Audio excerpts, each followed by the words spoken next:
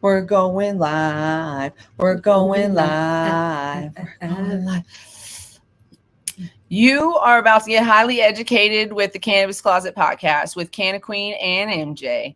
This is an adult content show with no limitations on subject, language, or actions. Opinions, views, and expressions may or may not be that of the hosts and their subsidiaries. Please note that we are not medical physicians, and information shared is based solely on our personal research and knowledge. Thank you for rolling up and showing up, and let's enjoy the show. What's up, everybody? What up? How y'all doing? What up? Eventually, we will get an intro. We're working on it. We may even just record our own at this point. At this point, we might. But also, I was going to say, I haven't asked some people that I meant to ask. And so, maybe I will this week.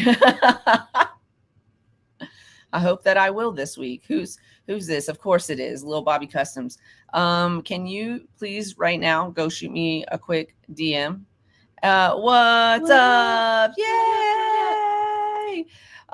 Maria's in the comments on YouTube right now. She is one of our new business partners that we're going to be working with. We're super excited about all the fun stuff we have planned. Yay! Lil Bobby Customs, go shoot me a quick DM on Instagram. And that way we can start a conversation. If you have it, roll it up, smoke it up, light it up, smoke it up. Yeah, we want to have you on and talk about crawling and and what we can do. We'll introduce y'all to Maria too. I know I just like randomly just fucking said that shit, and then you're like, well, who the fuck is this girl? Well, we're going to introduce you at some point. We're going to have her on because she's got a lot of fucking projects that she's doing too. So we're going to schedule her for a show. She just learned that just now today, but I feel like she probably already knew it a little bit. She had to have known it. I mean, right? Yeah, probably. What does it mean? What does it mean if your nose itches and you don't do cocaine? Does that have like a significant meaning? Is there something? Is somebody talking about me? And if they are, on the outside. On the outside, yes, it's on the outside. What's up? What's up? Hawaii Seed Company 17. Relative. No, they better not. They better not. No, they better not. You want your palms to itch. Means you're about to receive some money. Well, let's get to itching on my palms, dude. What's this nose shit? They better not. Just somebody randomly shows up in my doorstep. It's a positive spiritual side. Be prepared to receive a spiritual gift. It come in different forms, including wisdom, knowledge, faith, healing, miracle, prophecy, and discernment. I'll take a positive spiritual sign over relative visiting any day of the week. Any fucking day of the week. Any single day of the week. Oh, that's from 1 Corinthians 12:7-11. Oh, that's from the Bible. The Bible said that. Did the Bible really say that? I don't know. I mean, that's what's. Oh, that's like the Bible reference to something like that. I don't know. I just know not to scratch for good luck. What? How am I supposed to not scratch my nose? It's itching. I can't not scratch it.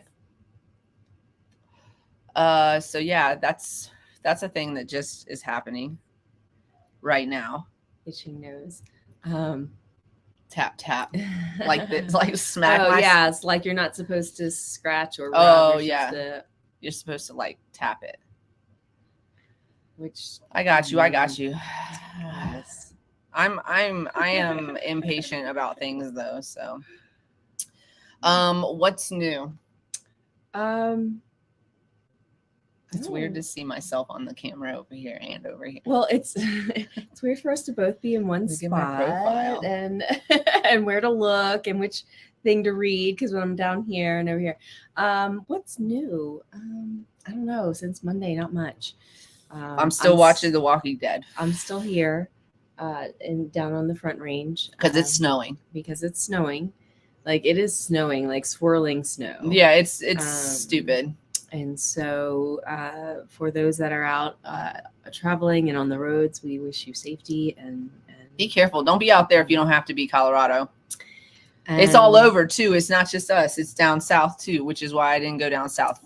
Yeah, it's sweeping by. Listen here, Durango's got the most snow I've seen in like at least 4 or 5 years. At least 4. They don't get hit like they're getting hit right now. But Wolf Creek gets some of the best snow. Wolf Creek gets hit, but Durango's in a valley. Okay. So we don't get it sweeps around us, or it's very light. It comes through very lightly. Okay. And we can like function. Sometimes the valley gets like that, where everything goes around the north and south of where we are too. Like, but they're getting hit pretty. I mean, there's cars that are buried and businesses that are closed and schools are closed, and I'm just like, what?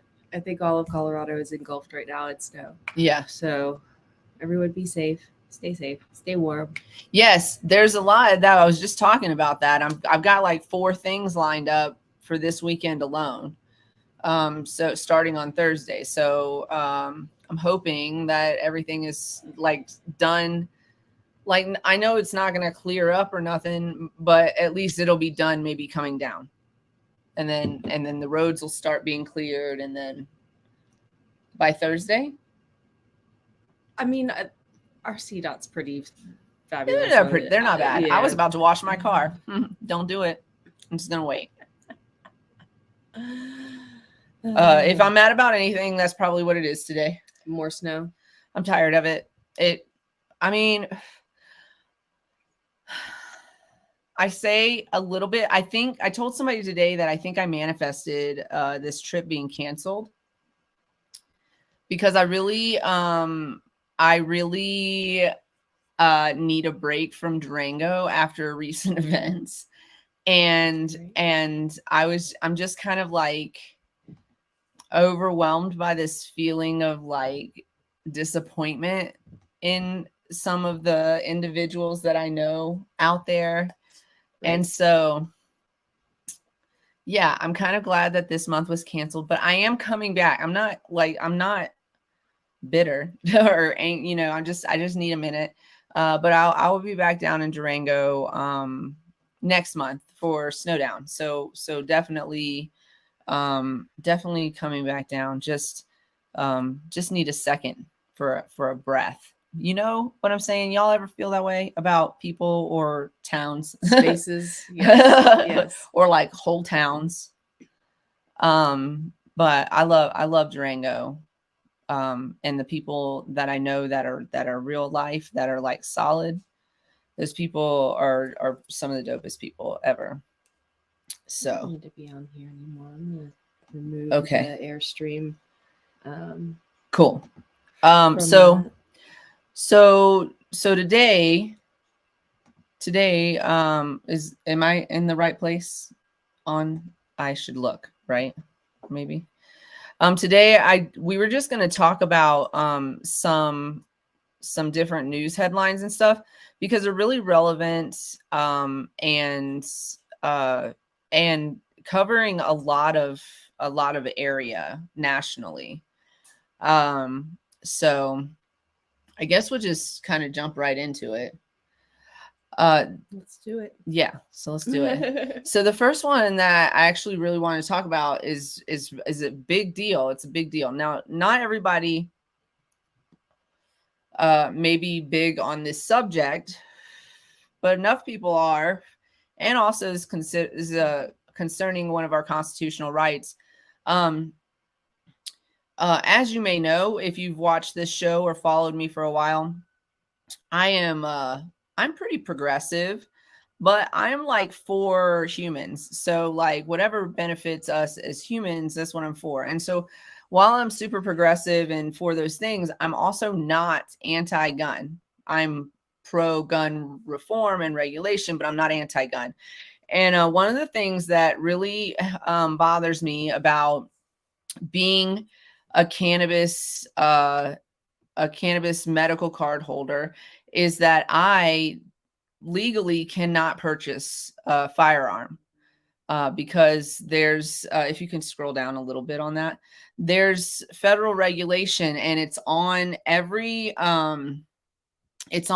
single application that you fill out to purchase a firearm. And so what it says, okay, so the earlier version of the bill, let's see. This is what it says. Here's what it says. Sorry, thank you, Form 4473. So this is what it says, basically, is that it asks this question, and you have to answer it. You have to answer it truthfully, right? I'm putting in quotes because some people don't. But are you an unlawful user of or addicted to marijuana or any depressant, stimulant, narcotic drug, or any other controlled substance? Warning. The use or possession of marijuana remains unlawful under federal law, regardless of whether it has been legalized or decriminalized for medical or recreational purposes in the state where you reside. So that's what it says on the form. So are you an unlawful user? Yes, you are. This is in all 50 states. This is a required form. It's an ATF form.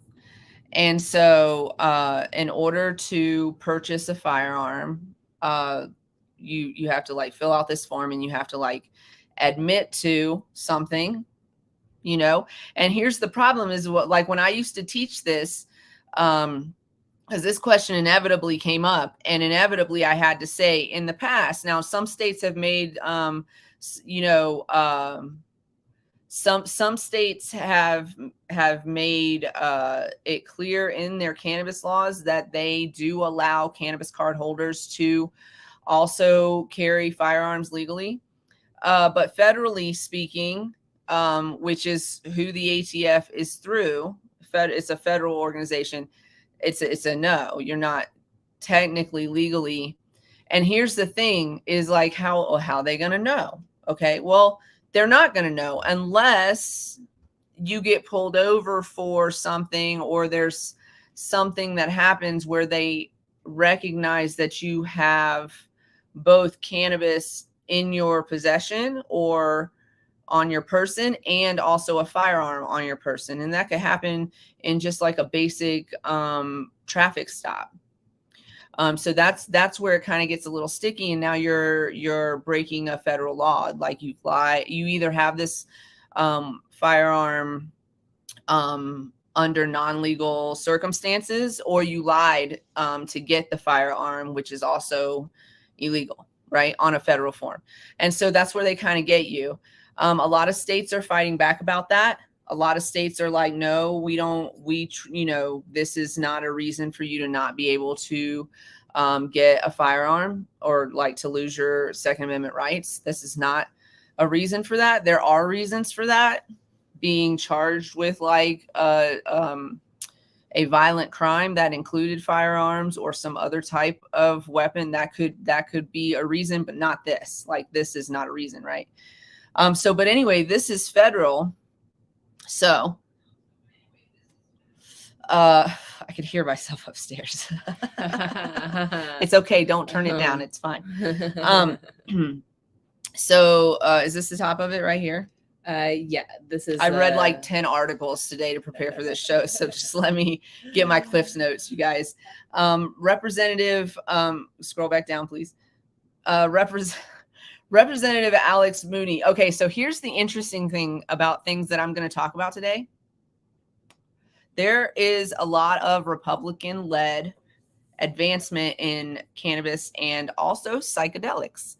We all know that when we talk about that particular party, and when we talk about firearms, that they are pro-firearm, and generally speaking. But generally speaking, also there's a lot who are not pro-cannabis. So it's like a thing, it's like this.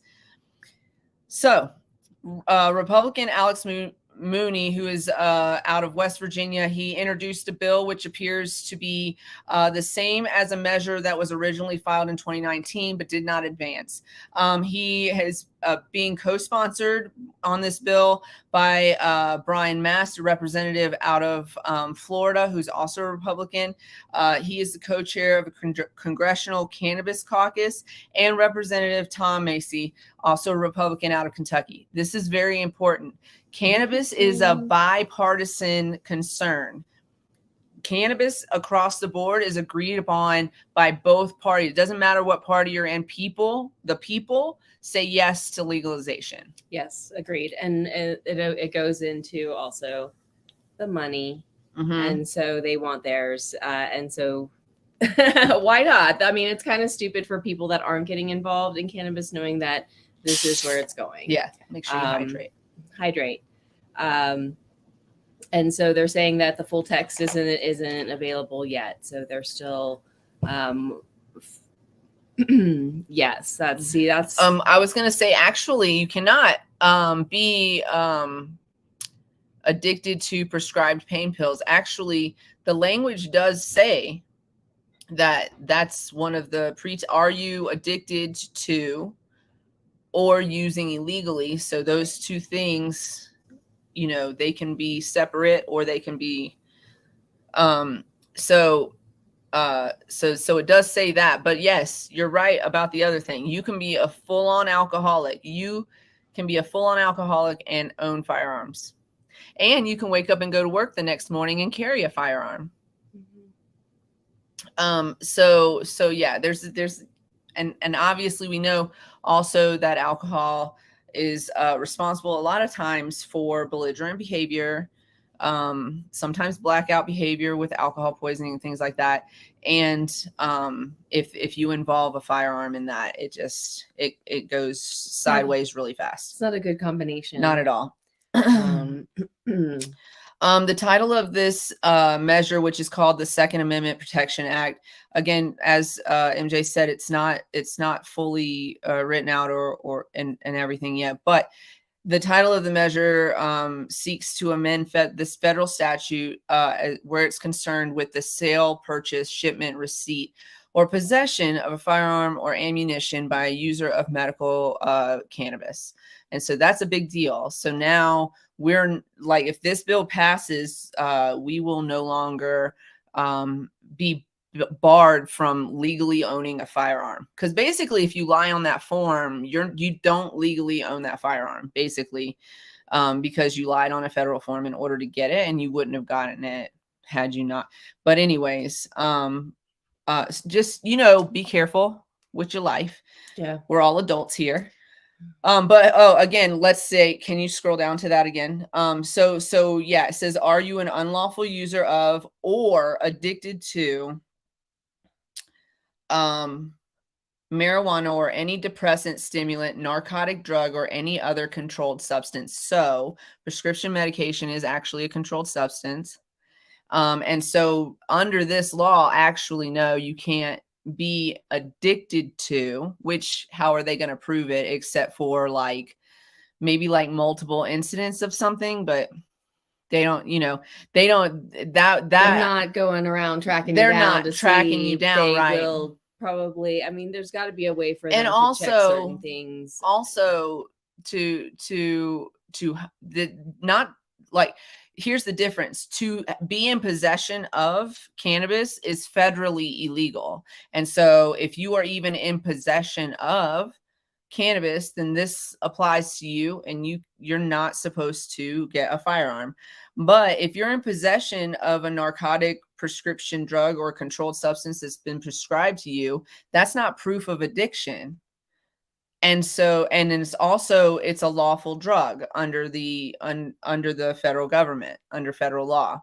And so therefore you can have prescription medication on your possession, and that's not a reason for you to not have a firearm. And how are they going to prove addiction except for, you know, tracking, which they're not going to do with prescription medication.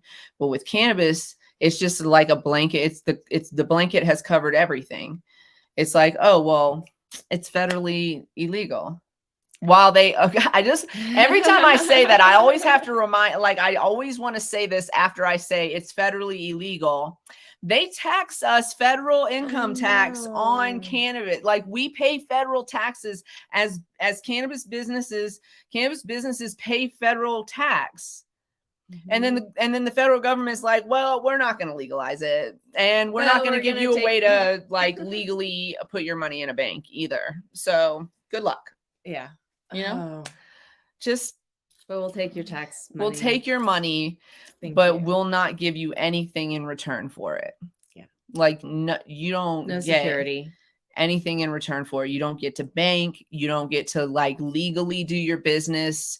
We can come into your claim certain things. Yeah, like you can't write off the cannabis. Like, if like, okay, like one time this, and I'm not the first person this has happened to as far as like large loss.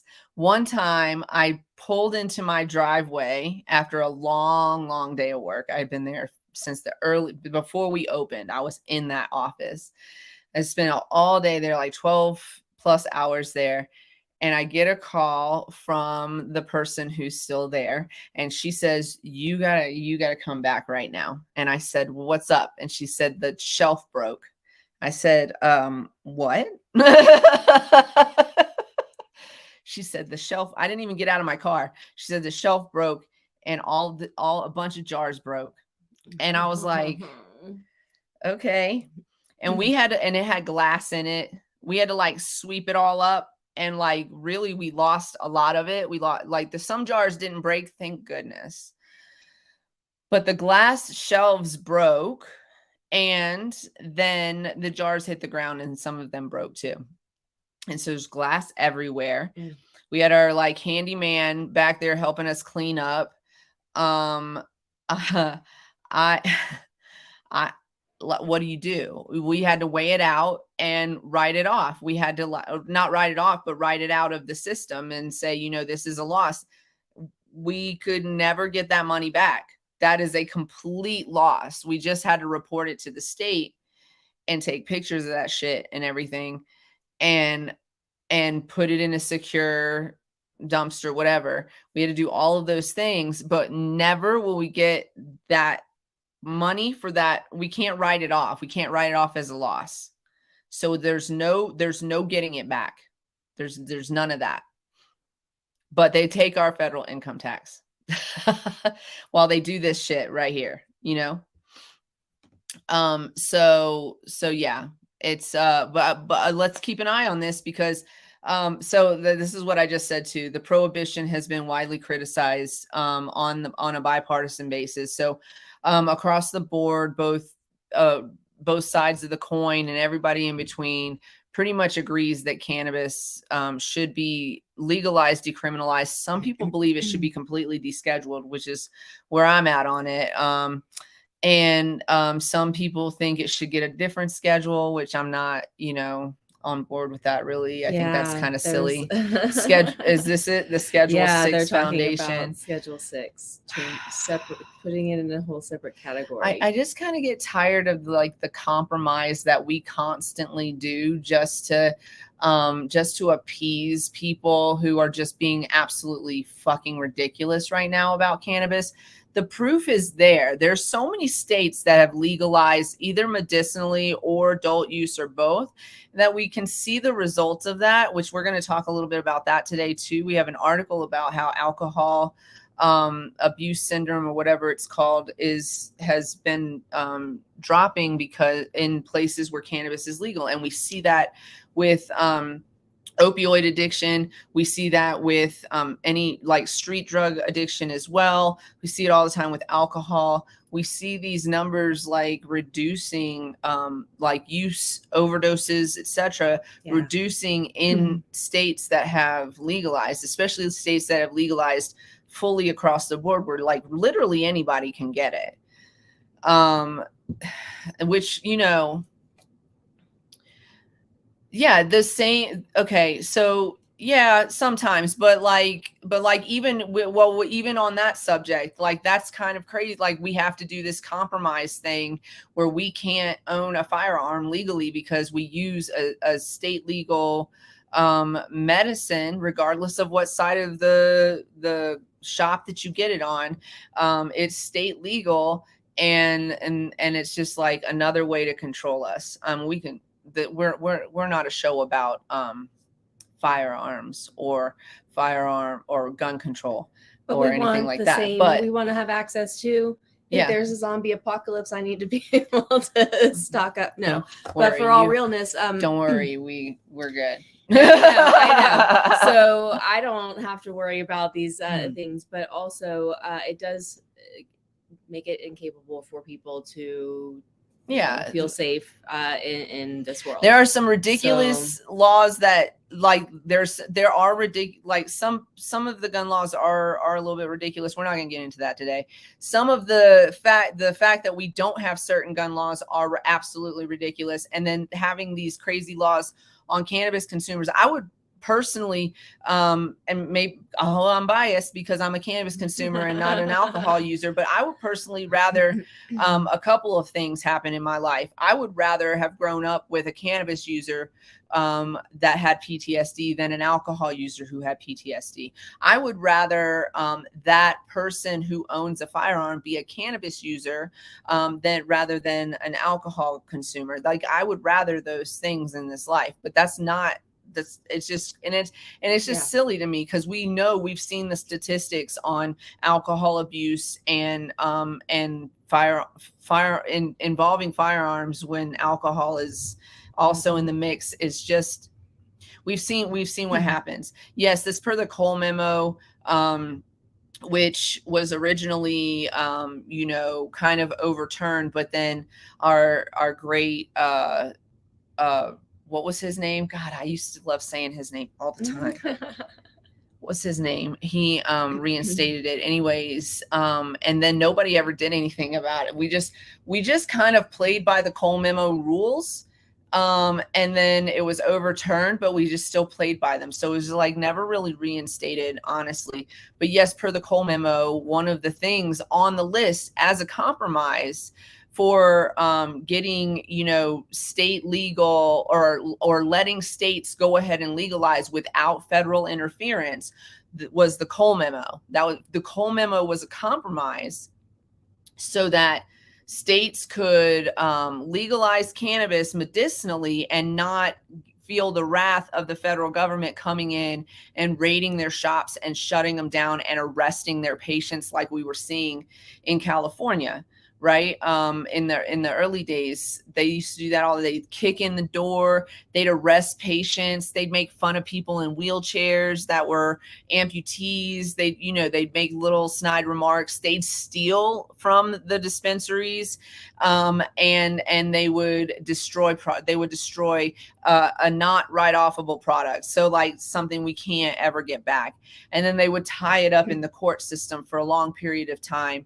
And then so in order to not see that happen in other states who were coming on board with medicinal legalization. I mean, this was back in this is when this memo was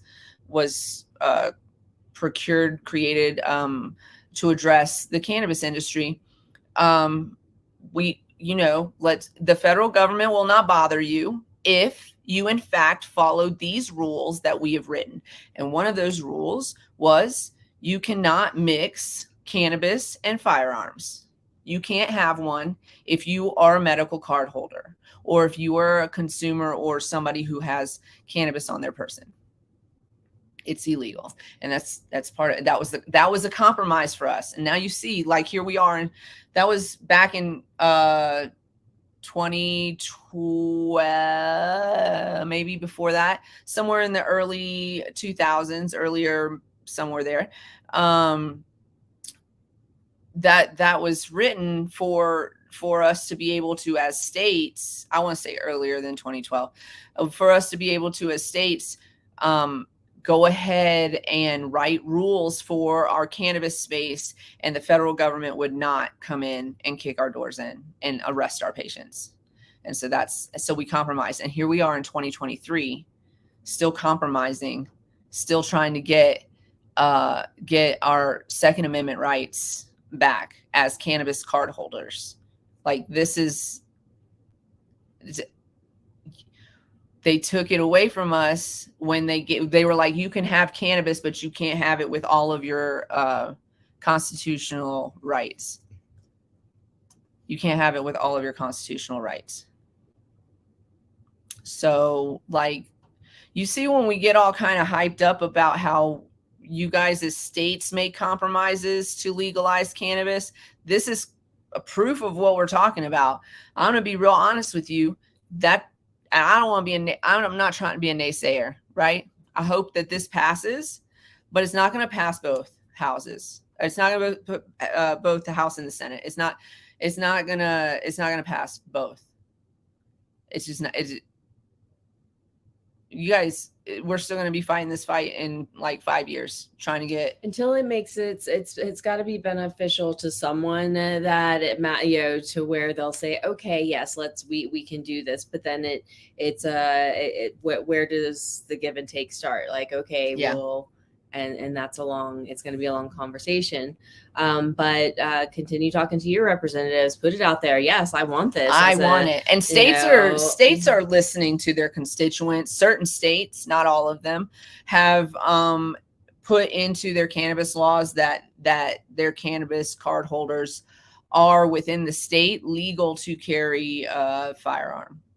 So there's some states that are doing that. Most states did not go door to door knocking to see if you had cannabis and firearms. One state did. It was Hawaii. And I just remember that was happening. Yes. And they went to all of the registered gun owners and if they were registered gun owners or registered card holders, and they collected the firearms from those people. Wow. Yeah. Mm-hmm. That's and that is awful. That's awful and not fair. Not at all. Whether you are for or against whatever, that is a constitutional and I know it goes beyond the first few words that everybody's allowed to own. I listen, I'm with you. I think that there needs to be more comprehensive gun control, if you will. I don't like to call it control, but if I have to go jump through, my mom can't get a driver's license right now, right? And it's because you have to take tests and do things, and she is a danger on the road, and so she can't get her driver's license. That's all I'm saying, is that you should at least have something similar to that to legally obtain a firearm. I agree. Training should be a must. And personally, I think you should know your weapon. This is something that I actually have to do in very soon, is learn some new stuff, but you should be able to dismantle, clean, and re-put it back together, reassemble. Yeah. Thank you. Your firearm, whatever you're using. And you should know how to use it. You should absolutely. You should be able to use it. License to carry, safety. I mean, that's it. It's a weapon. It's a real simple. It's a real simple thing to ask. I don't think it's too much, and most citizens would be more than happy to do that. It's just kind of like, and I'm not having the argument, well, criminals will still get weapons. Of course they will. Of course they will. But so still stopping people, upstanding citizens from getting theirs. But people are still going to get illegal. Most people, generally speaking, want to follow the law. So if you can't get your driver's license, and you don't drive a car, but some people still drive cars without driver's license, right? And so it's going to happen, but not, at least we'll have something comprehensive on the books, and that's all I'm saying. Is this engraved? Oh no, I was like, what's happening? But this is not a gun show, so we're not so we're gonna move on. We want to just go right into the next one and hit up Virginia, since that's what's let's talk about Virginia. I disagree with you on that. We're not going to argue about it. That's silly. It's like the poor oppressed driver's license holders. Oh gosh, like give me a break right now. But anyways, we're gonna post the links to the articles on our page, on our Facebook page. So go follow us on Facebook, solo.to/cannabiscloset420. If you want to follow us, go join us on Discord. We are starting to form a little community. We got some people starting to join up, and we did an after show hangout on Monday. So we're going to try to be more active and do things like that right after the show. So Virginia lawmakers are considering updating marijuana and hemp product laws in 2023 session. I really wish they'd do something in Virginia because they're holding these people up and it's really sad. Let's see. I kind of skimmed through this one, so I didn't join in. It's weird that it's legal to possess it, but you can't sell it. So what Virginia has done is legalized cannabis, but has not done anything in the way of like regulation of preparing people for what they're going to need to open a store for sale. So they've legalized the plant, but not legalized basically the sale of cannabis. They were on the verge, but then they went and voted for the wrong person and it all got kind of kibosh stopped.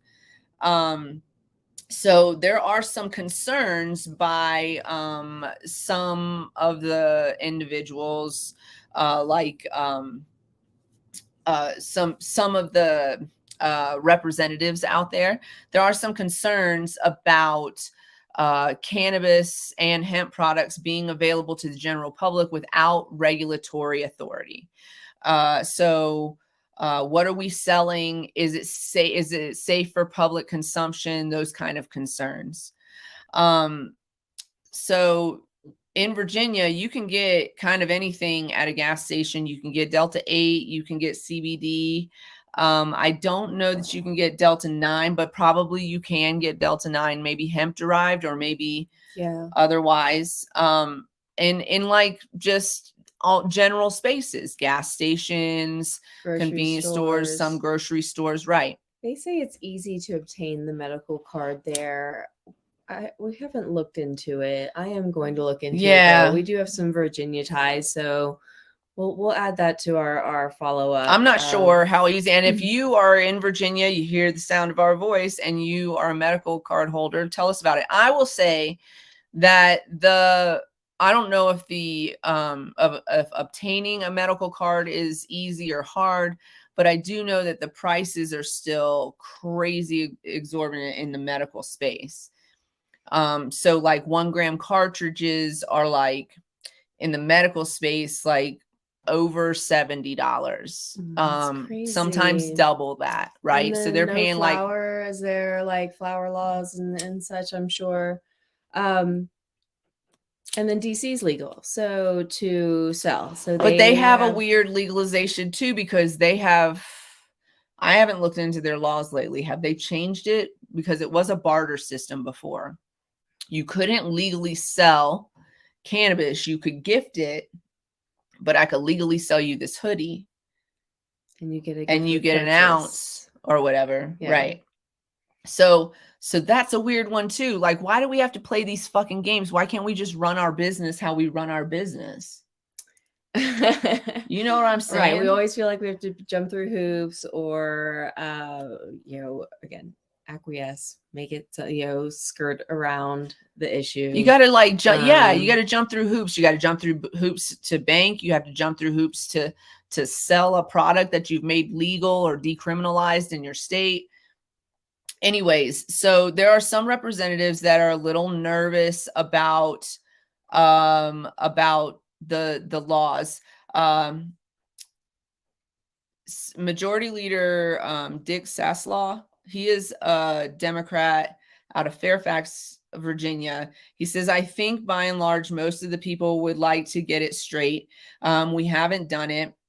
It's weird that it's legal. You can possess it, but you can't sell it. And so that's the part, is that people are like, we want to follow the rules, but can you give us some to follow? Right. And so a lot of states are starting to look at this. We are a part of, this is something that we pay attention to at Queen Kitty. Because we are a part of the hemp industry. We are an ancillary business to the cannabis industry, the regulated cannabis industry. So what we're starting to see is states, because of the influx of things like Delta 8, and other synthetic cannabinoids, and also some of the natural cannabinoids like Delta 9 can be extracted from hemp. And so we're seeing more and more of this. And so a lot of states are saying, hold on, should we be looking at the safety of these products for the individual? Should we put something on here to say, hey, listen, you got to make sure it's tested. You got to make sure this, whatever the case may be. If we're saying that it's the same, are they going to try and start regulating it as such? They make another comment here too, where it's legal to grow up to 4 plants, but you can't buy the seeds, so it's illegal to get those. So it's that here, but take How it. How is the plant legal, but the seed is illegal? Slap your hand if you do. You're gonna get caught in the bear claw trap. And that's how they. And then they a lot of, I don't know, a lot of states that aren't quite ready to legalize do this kind of stuff. And so, and then they'll pay attention to what other states are doing sometimes too, and kind of follow suit. I don't disagree with this. Is it going to impact my business, our business? Yes. These different states regulating hemp is going to impact our business. However, and also we are confident that we can, follow their general rules, their general needs for, testing and making sure it's for safe consumption. We've been really kind of vocal about not necessarily being on board with Delta 8. We've done a few shows about it. And listen, if you're selling products with Delta 8, I hope you're being successful right now, but also want you to pay attention to what's going on in the hemp market, because there's not a lot of testing on Delta 8, not for Delta 8. We know it's in the product. Once you've synthesized it and put it in the product, we know it's in there. But on Delta 8 and its effects, well, like, is it good for you, or is it going to tear your lungs up, or is it going to do something, there's not enough testing on it. And so we prefer to stick with natural cannabinoids, and that's kind of just been where we're at on that. We just read to you guys the other day about THCO and how there's concern that it has similarities to vitamin E acetate, which is known to just rip your lungs apart, basically, like Swiss cheese your lungs, basically. And if THCO has a similar effect, then we don't want people ingesting that and inhaling it, right? No. And so there has to be some type, there's got to be some public health and safety, bring it in a little bit. Synthetics. I mean, synthetics, versus it's not even hemp versus medical, or it's synthetic versus but it is everything also but it is also hemp versus the regulated market right now too. So the regulated market wants these regulations put onto the hemp market and wants to stop us from utilizing all of the cannabinoids that naturally come into our plant as well. So I'm on board with hey, let's kind of knock it off with the synthetic shit. But what's up, Chris? But also CBD is not the only cannabinoid that you can get from hemp. You can get so many different cannabinoids, and one of those cannabinoids is included Delta 9. And so the regulated industry is not very happy with the fact that the hemp industry is utilizing Delta 9 without, paying these high fees and etc. without being tested, without being tested. Exactly. And also there's this, I mean, we're just going to talk about it openly. But basically the law is 0.3% THC or less. And so when you look at that in the case of things that are ingestible, we're talking 1,000 milligrams plus of Delta 9 availability. Right? That's a lot. I would not put that in a serving size, never, because that's a public, that to me is a public health issue. We don't want to put people in danger when they're using our product. But also, should there be regulation around that? Maybe there should. Maybe there shouldn't. We could have a whole debate about it. We could have an argument about it, but well, they're talking about, you know, the labeling, the targeting it towards kids, you know, the things that we do are required to recognize. And I feel like it's important because, like, when we were at the convention this year, there were a lot of cannabinoids that I did not recognize at all. And turns out when we looked them up, all synthetic. And the people in the booths could not explain to us what they were. So yeah, they don't even know what they're selling. Not even plant derived. They're it's just like, all we know is that we can ship it, and it's not, and it's legal in all 50 states. Because it's not because it hasn't been regulated. It's not regulated, yeah, and it's not.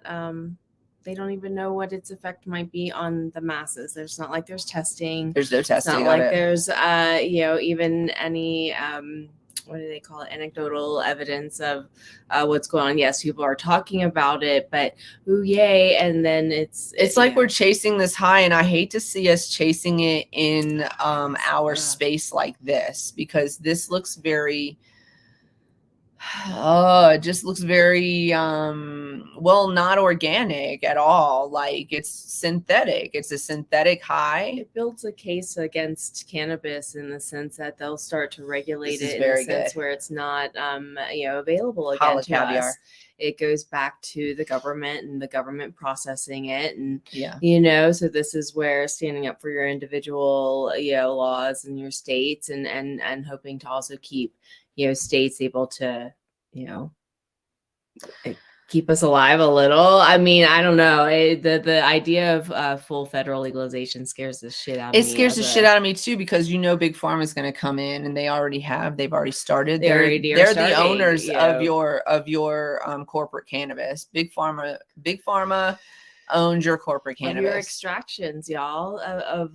You know, so this is a time to stand up for your, you know, personal grow laws and your caregiver laws, as well as the rights as a, you know, an American to be able to grow this plant, and protect it with a gun. And protect it with a gun. And we should have that, you know, because they're going to take away some, you know, they're already saying people can't use our process. We own patents on this.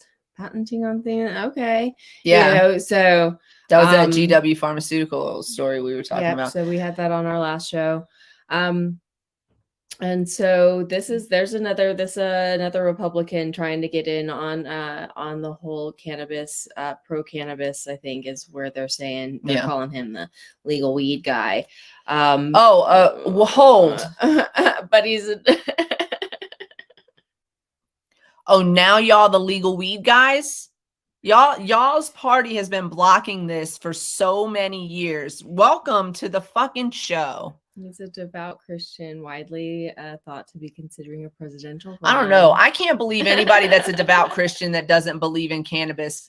I mean, he does, right? But like, how long did he not? For a long time.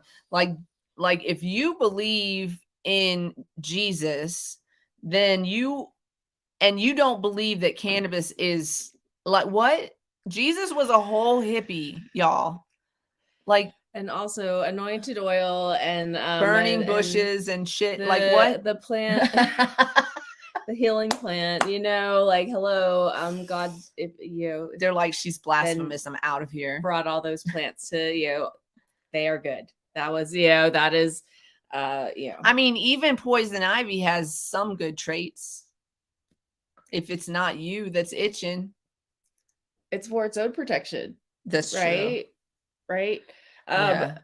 Can't you eat some plants like that like protect themselves from that, but like you have to cook them down a certain way? Yeah, you have to make sure you cook them to a certain. Y'all, I don't know if we'll ever be able to get this person on at this point, but the Black Forager is going to be on Jimmy Kimmel, y'all. And she would probably be able to answer that fucking question for us. She does. If you guys don't follow the Black Forager on TikTok and probably on Instagram too, I think, right? She's got Instagram. I think I follow her on both.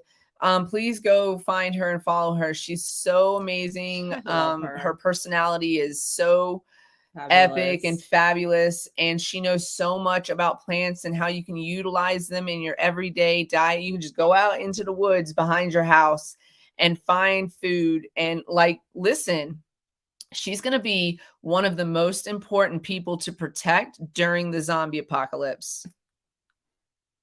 It's true. It's fucking true. And I'm right. Go follow her and tell her that the Cannabis Closet sent you to follow her, and that we would love to see her on. And I'm gonna try some more. try again. But now she's famous. Jimmy Kimmel. Yeah. I'm so happy for her. I'm so happy. I'm so happy for her. Amazing. She's awesome. Okay. Support Black creators and Black women creators too. This is so interesting, the flavor. Anyway, I can't, it's a little peppery, and there's little like it's like tea. Tiny. It's like I'm smoking some tea. Are you guys hydrating?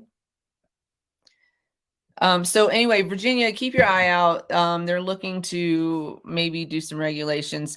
What I have done today while reading these articles is write down the people that I need to reach out to and get a representative for on the show. And Virginia Normal is one of them, because there's a lot of things happening in Virginia and we just can't keep up with everything. So I'm going to reach out and see if I can't get a representative who actually knows what's going on in Virginia, lives in Virginia, doing the thing in Virginia, to come on and talk to us about Virginia. Virginia. How many times is she going to say Virginia? Virginia. What's up next? Oh, PA's on the board for legalization. Listen to this. We'll talk about it in a minute. How are we an hour in already? I know. It's crazy. Go ahead. We're gonna, just kind of moving into the multiple Republican legislators have filed bills to establish retail marijuana sales starting in 2024 or 25.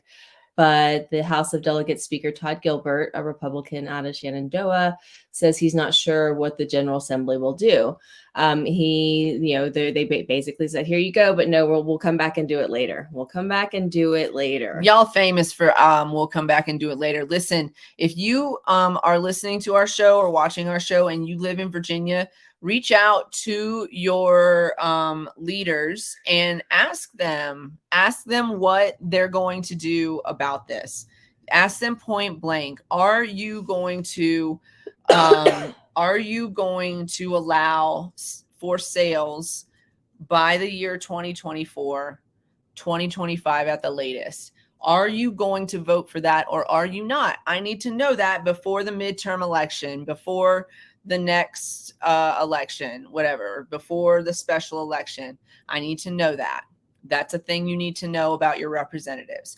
Are they going to vote to allow and also regulate sales in the state under their new laws? Are they going to do this by this deadline? Are they going to vote yes to do this? Make sure that it happens. What are you going to do about it? I need to know. And don't blame anybody else. I need to know what you're going to do. We don't care what I'm asking everybody the same question. So don't tell me what other people are doing or not doing. Tell me what you're going to do, right? You just got to listen, we need to take charge of our own shit. Quit being mad about things like this happening, them dragging their feet over and over again while we're letting them sit in their cushy jobs where they should be getting paid minimum wage, by the way, and getting the same health care that their citizens receive. But they're not. They're dragging their feet because somebody's paying them to drag their feet, you guys. They're not. So one of their points of contention is to what extent the state should make amends to minority communities that are most impacted by the aggressive police enforcement of these drug laws. That's true. And so that is the Democrats are discussing how to set up the sales.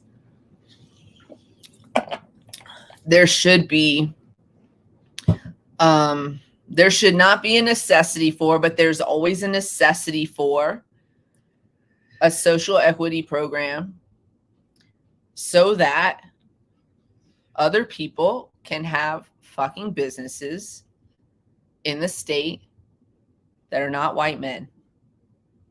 That's it. And also, it should be broken down into, I don't know how to do it. I can't create the chart for you, but right, it should not, white women should not be included in whatever that is. Yes. Maybe they could get a tick mark somewhere else. Social equity. Yeah. Maybe they get a tick mark somewhere else, but not for that. Separate category, pushes it into a separate category. So a while ago, we had a little kerfuffle, right? And I in true form went to piss off more white men. That's what I did. And I went on TikTok and I pissed off actually a white woman. And mad at me for saying stuff because she's raising 2 boys and like that's not my problem. But anyway, then I'm not talking about you if you're raising them properly to respect women and to respect other people and listen to other people's opinions and not, whatever. And so I made a video about it. I can't paraphrase what I said, but basically it made this person block me and also report me. But I got that video back. That video was allowed to stay up. But somebody came into my comments the other day. I didn't look at her profile, but from the picture, I believe it's a woman of color. And she came into my my comments and she said, well, why, like kind of while we're on the subject, white women can't be trusted either. And I was like, oh, absolutely. Like, absolutely. You should not. I'm still learning things. You should never trust me to know what the fuck. Because sometimes I still make mistakes. The problem is that me personally, I'm not speaking for white women because I can't even do it. But me personally, I really work hard to listen to what other people have to say about their personal experience in life. Because that makes a difference, right? And I know that laws are gauged towards protecting me, maybe not me personally, because I have a tattoo on my face. I run my mouth a lot. And so sometimes but the point is, generally speaking, I'm safe to run my mouth a lot, right? And so the reason that I believe you cannot trust white women, and not all of us do this, and not all white women, is because white women, generally speaking, tend to wear their activism as a badge of honor. And just like their counterparts, white men, they become inactive when it's inconvenient for them. And I've done that before, for sure. And it is easy to walk away from something that does not affect your everyday life. And so I try to be cognizant and aware of that every day. And I do my best not to do those things where I just do that easy thing where I walk away. But white women cannot be trusted. No, don't do it. And that, thank you for coming to my TED Talk. Can we? Yeah, we can move on. This just continues to go on about what they're discussing, and we're going to post this on our page as well. You can read the whole Marijuana Moment article about Virginia, because it is a lot, as it should be, but they're really talking about social equity and why it is holding it back. I think when that alarm goes off every time we take a commercial break. A word from our sponsors. Happy 420 on the West Coast. This show is sponsored by, of course, Every Day and Always by Queen Kitty Seltzer. Queen Kitty Seltzer, pop this kitty, put it in your mouth. Queen Kitty Seltzer is a low-dose CBD seltzer with no sugar and no additives. So we don't use any type of sweeteners. It just tastes like water. Our flavors come from natural botanical terpenes, and our hemp is organically farmed. There is no yak in the back. It's my favorite thing about them. Yak in the back. My favorite thing about them. And you can check out our website, www.queenkittyseltzer.com, to purchase yours today. We recommend starting with an 8-pack to get your money's worth on shipping, because it costs the same to ship a 4-pack as it does an 8-pack, etc., etc. And so yes, that's what we recommend. We'd be happy to ship it to you. There are some states that we cannot ship to. Those are listed on our website. And we also have apparel. So check out www.queenkittyseltzer.com to check out a bomber jacket or a hoodie or a nice dress with the Queen Kitty logo on it. Leggings, got bags, everything. All hats, the dopest apparel. So go check it out. Cups. And more to come, because we're working with other brands to bring other products to you by Queen Kitty, and we're working on our swag line as well. So go check us out, Queen Kitty Seltzer. If you don't remember, just go to solo.to/Queen Kitty Seltzer, which is listed on all of our pages. You find one of our pages, you can find all of them. Make sure you like, follow, share, tell your friends, make some comments, give us some love. We appreciate you guys. Thanks for always supporting us. Woot, woot. So back to life, back to reality. So what's the next story on the block? Next story. Let me close that one out, and we'll go right into. You want to go? That's Virginia. That's Missouri. New York, New Hampshire. Let's go ahead and go to Missouri. It's a quick one. We'll talk about it real quick. We're not going to spend a lot of time on it, but we'll talk about it real quick. Missouri regulators say they will soon hire a marijuana equity officer to implement the micro licensing program. Soon they are going to hire, a minority. What did they call it again? Regulator. Marijuana equity officer. Marijuana equity officer. To yeah, is it out? Thank you. Holler at Caviar. Thank you. That was not a paid subscription. But it was good. That mixture of Blue Dream and Golden Goat, perfection. Okay, so the constitutional amendment recently won voter support and legalized cannabis. But what does that say? It does say that as schism. Created a schism among social justice activists over the question of racial and economic equity. This is Rebecca Rivas from Marijuana Moment, y'all, and that is her. I like it. Yes. So I was just surprised to see it. Some believe that the new law will empower minority marijuana business owners, while others worry it will cement an already distrusted and equitable business licensing system in place. You guys know where we stand on that. We'll see what happens. I mean, we could be wrong. We hope we're wrong. Hey, we hope we're wrong. But it sounds a little okay. So much rides on who is selected for the officer by the Department of Health and Senior Services. They're the ones who run the regulation. They're the regulating agency. By law, they must have their chief equity officer for their marijuana program in place by February 6th. So we will definitely kind of keep an eye out for that. A position meant to ensure the social and economic equity requirements of Missouri's new laws, make sure that they're met.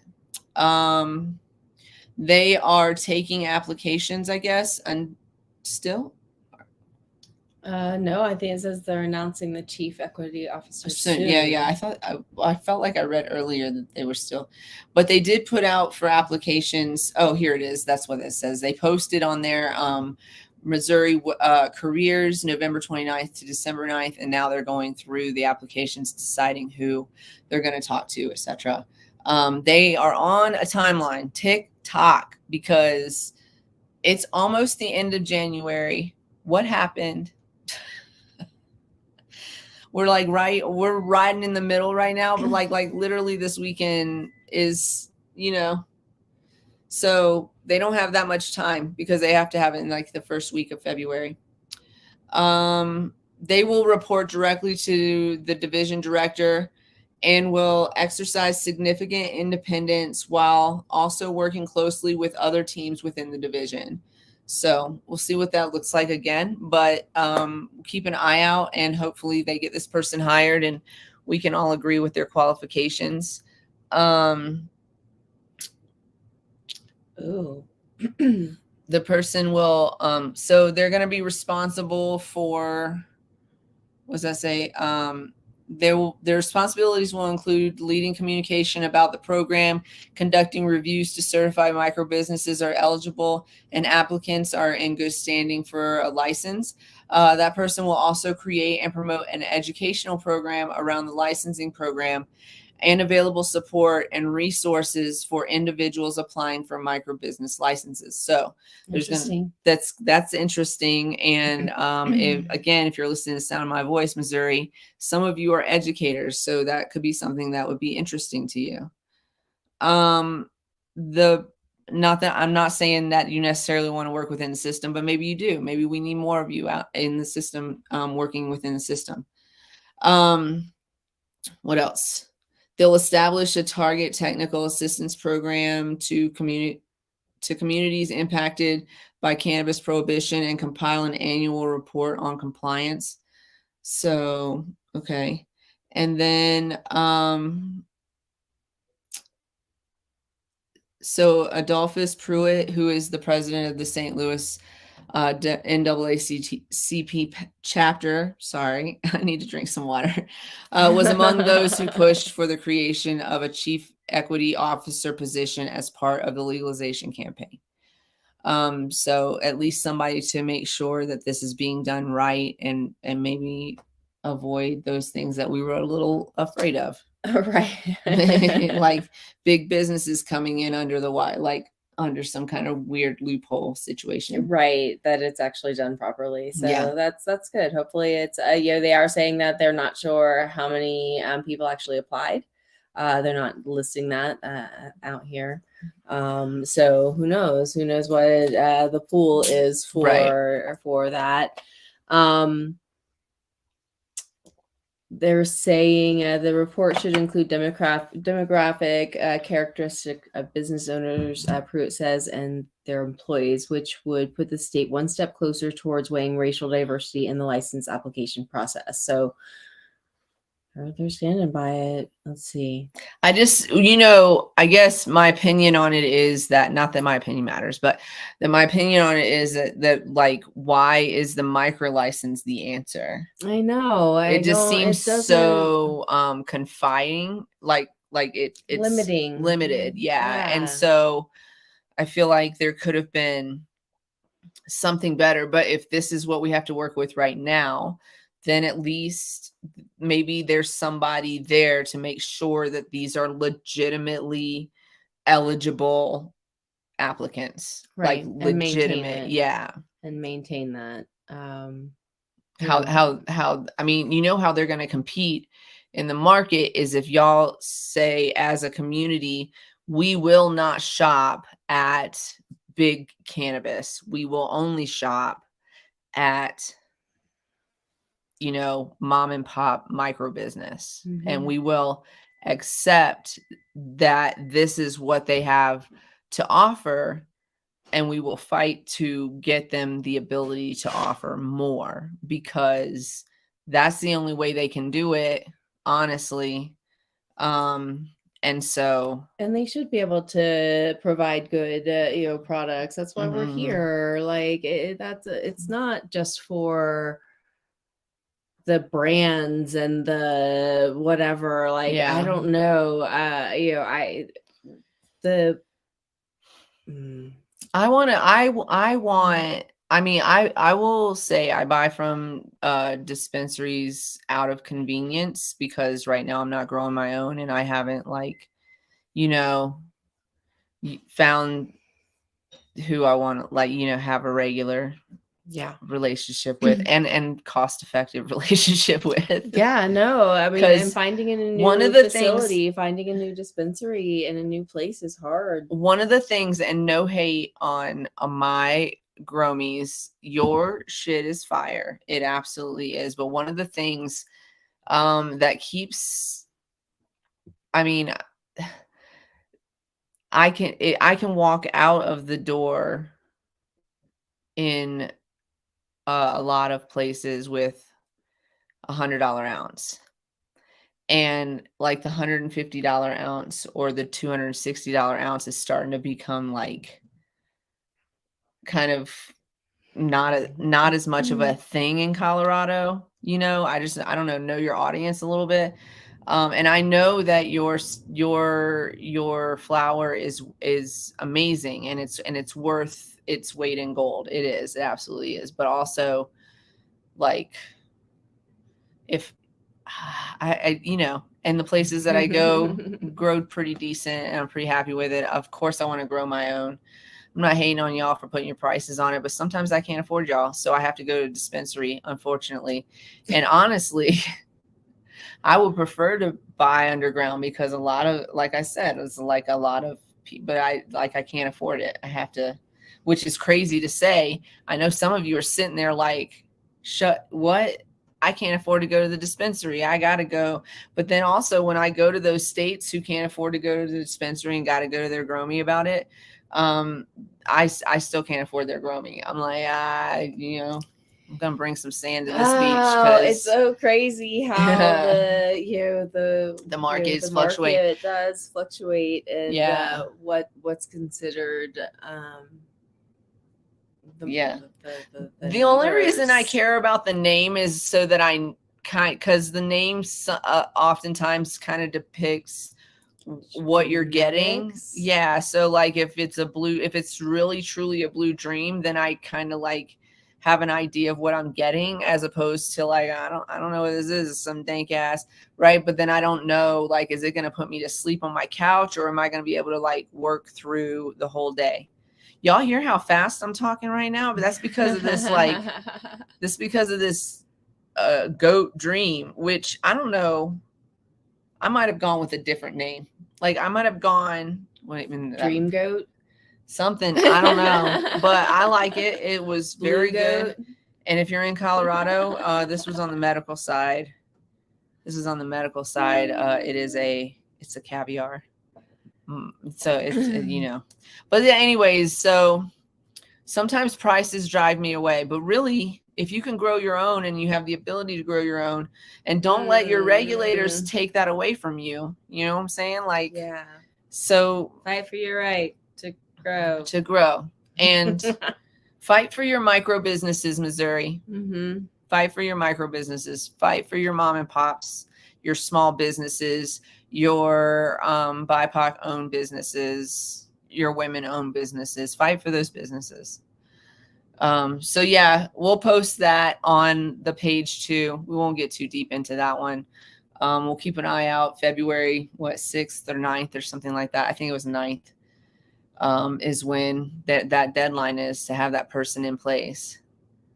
I agree with you that people make up names sometimes. So you guys, sometimes it might like look like or feel like or smell like Blue Dream, but it's not actually Blue Dream genetics.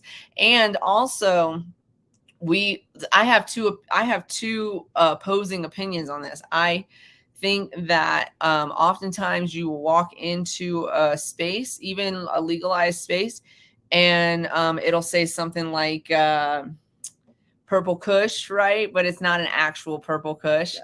If you bought Purple Kush there and you had the genetics and you compared them, they wouldn't be what it is. They wouldn't be the same, right? That walk in and don't know, they're just like, oh, they just don't know, right? So sometimes that happens, but also there have been like, we'll say, experiment studies done where people have gone in and bought like Purple Kush and like Blue Dream and like Golden Goat, whatever, like pick a few, and then tested them, and they all tested with similar genetics. So they weren't actually what they said they were. Ugh. Right. And so both of those things happen. Both of those things happen. That's why sometimes it's confusing out in the market, and you can't really tell, all the time. You just have to sometimes you got to take their word for it.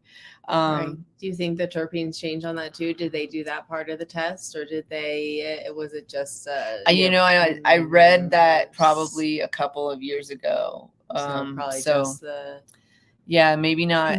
Maybe they're just looking at the basic genetics, maybe not the terp. I'm not sure. But yeah, those things have been done though. Those kind of studies have been done where they've noticed either they're not actually what, genetically speaking, what they're supposed to be, or so just gotta be careful, I guess, where you get your seeds from, and hope that it's a trusted source. Either way, you're gonna probably if you're a home grower, either way, if you give enough time and energy, use the proper substrate, etc., you're gonna have a pretty decent something, at least something that you would enjoy. It doesn't have to be something, you don't have to grow it to sell it or to be in the underground market. You grow it for you. That's the right. And I grew some Purple Princess. Oh my god, that Poison Princess. I grew that Poison Princess. I had that. I had the white lemon, and the white lemon and the Afghani were given to me by one of my mentors. Shout out. And the purple, what was it called? Poison Princess. And what was the other one that I had? I had one other one. They were so crazy good. Those, I put them outside. And they grew to over 8 feet tall. And the two that I got from my mentor, they were from a trusted seed company. I can't think of the name of it off the top of my head, but they were from a trusted seed company who actually, one of the owners has since passed away. But yeah, so we had those. They were so good. And then so at first I was blown away by how she looked. And I don't know if it's because she got a little stressed out, or this is how she actually grows, but we had like this windstorm. I had to go put her back up, and her flowers came in with like a pink hue. And then, but then, she was pungent enough, but I wasn't really feeling it in the beginning after the first month of cure. And then, so I just kind of put it aside. And then I kept kind of curing it though. I kept opening the bag and whatever. And then I came back to it after 2 months, and that shit, the longer you cure, it's kind of like a fine wine. Oh, I loved it. Let some of those things, just some of those develop notes a little bit more. Develop a little bit more. Yeah, it was so it's kind of good. like just like any kind of growing. She was so stunning on me. Oh my god, she was beautiful. It was so good. It was so good. Sister and I still talk about it. I love that.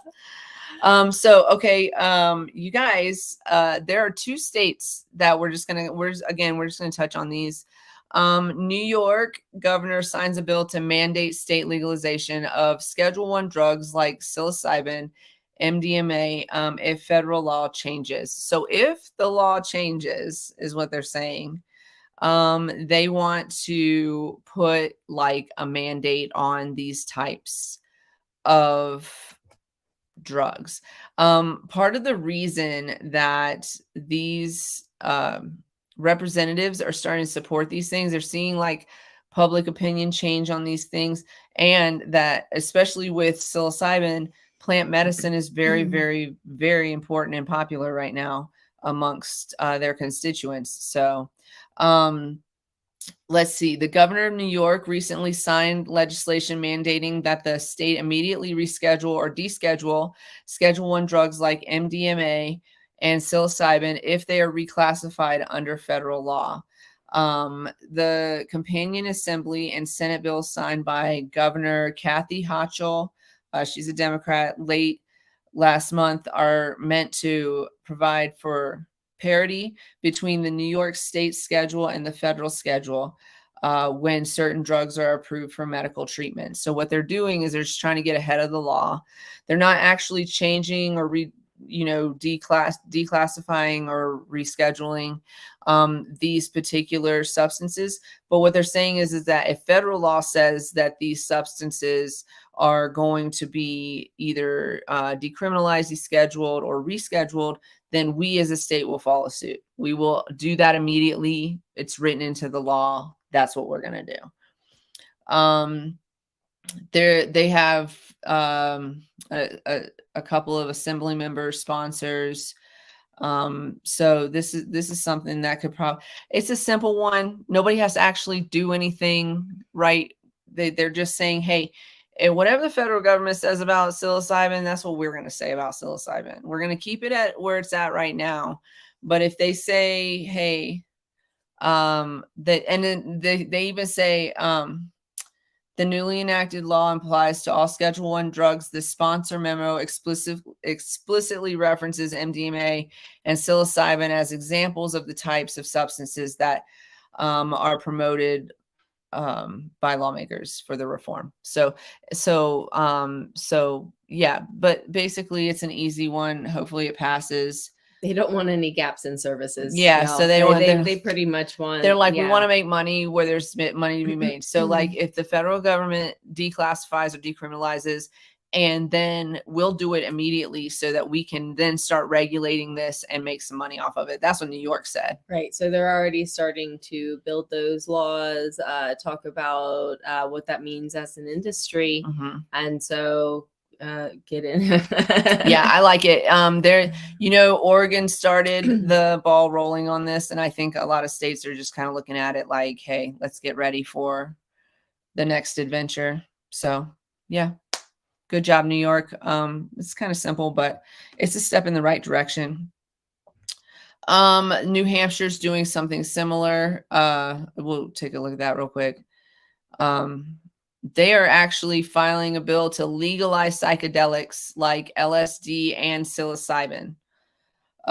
Republicans in New Hampshire have filed a bill to legalize. I mean, just, wonders never cease. The apocalypse is coming. To legalize the possession and use of psychedelics like psilocybin and LSD by adults 21 and older. State legislators across the U.S. pursue psychedelics reform for 2023 session. So I think we're going to, again, see more states doing this. The New Hampshire bill from Representative Kevin Verville, who is a Republican, has entered the mix. So one more added to the stack. The legislation stipulates that possession or use of hallucinogenic drugs by a person 21 years of age or older shall not be an offense. So you can use those drugs until the walls start crawling. It would also specifically reduce penalties for LSD manufacturing and possession by people under the age of 21. So they're also like, listen, we don't want kids using it, but we're not also going to put these harsh penalties on it. We're just going to see how that plays out. Interesting. doesn't explicitly list psychedelics that would be legalized for adult use. The definition of hallucinogenic drug under the state statute refers to any what does that say? Psychodysleptic. I need Psychodysleptic substance. Psychodysleptic substance, which assert a confusional or disorganized effect upon mental process or behavior and mimic acute psychotic disturbances. Okay. So I guess that would include psilocybin and LSD. Peyote. The state code, mescaline, peyote, psilocybin, and LSD as exemplary of such substances. So these are what they're talking about. Hala, New Hampshire, they're looking to do this. The bill has been referred to the House Criminal Justice and Public Safety Committee, who would further amend criminal related to penalties for manufacturing, selling, and possession. So they're going to look and see if they can agree to the penalties for these other things and say, listen, let's come to a compromise. They may or may not agree. And then only those under the age of 21 would face penalties for such activities under this proposal. No method to determine how many fewer charges would be brought as a result of the changes contained in the bill to determine the fiscal impact on expenditures. So yeah, like, let's not forget that the prison system is a money-making system. And so when we legalize these substances, we're taking money out of that system. So they'll create something that puts it back into which it. I think, I hate to pick on y'all, Missouri, but I think Missouri did that really well, because what they did was they said, this is legal, but here are the parameters of that. And if you do this, you're still going to jail for cannabis, a nonviolent cannabis offense. And you can also utilize the system to try to get your cannabis offense expunged once you've served your time. But also you'll have to pay for that.